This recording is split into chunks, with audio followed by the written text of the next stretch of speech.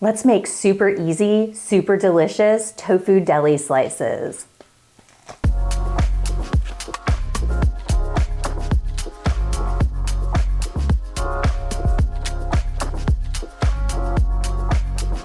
Y'all, these tofu cold cuts are absolutely delicious. They've got this great texture and this like smoky, umami-packed flavor, and they are perfect for sandwiches and for snacking. I cannot tell you how many times I tested this tofu lunch meat. I tried blending the tofu, I tried adding wheat gluten, I tried adding other binders to get it nice and firm, and what ended up being the best method was the simplest one. Just slice, marinate, and bake. If you like this recipe, let me know in the comments, and don't forget to subscribe to my channel. While you're pressing your tofu, make the super quick marinade. I'm using ketchup here, but you could use barbecue sauce or tomato paste if you prefer.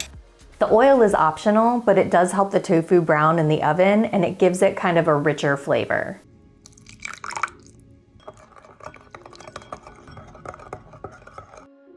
Now it's time to slice your tofu.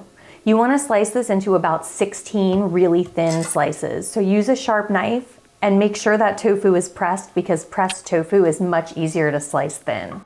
If you don't want to press your tofu, you can also buy super firm tofu, which is basically tofu that's already been pressed.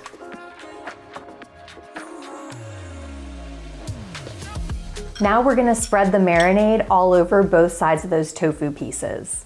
Instead of dirtying another dish, I'm just gonna lay the tofu pieces out on my baking sheet, and then I'm gonna spoon dollops of the marinade all over each piece, spread it on, flip, and repeat.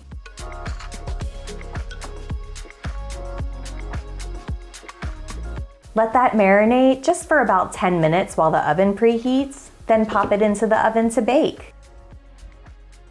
When the baking time is up, you are ready to make your sandwich. This tofu lunch meat just has this amazing texture and this smoky, meaty flavor, and it makes incredible sandwiches. I'm using a mix of greens and crunchy veggies and pickled onions, but you can really use whatever sandwich toppings you like.